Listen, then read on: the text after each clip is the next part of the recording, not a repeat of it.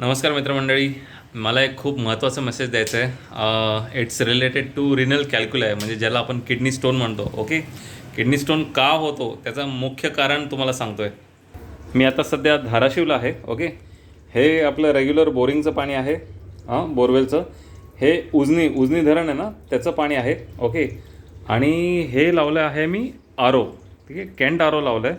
ठीक आहे, हे TDS चेक करायची एक मशीन आहे, केंटचं आहे. आता आपण बोरिंगचं पाण्याचे चेक करू. हे तर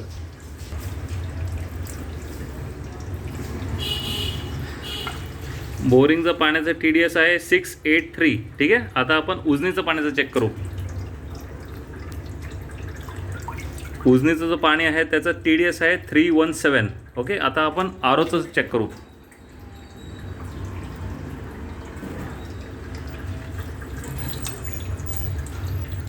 $23.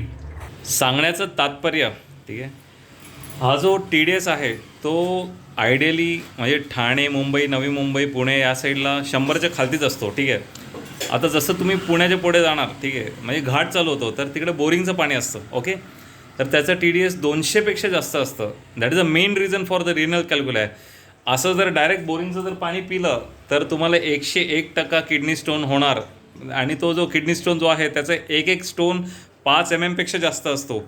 तर प्लीज एक आरो बसून घ्या. मी असं नाही सांगत आहे, मी कोणतं एन्डॉर्समेंट नाही करत आहे, मी कोणतं ब्रँड ॲम्बॅसेडर नाही आहे.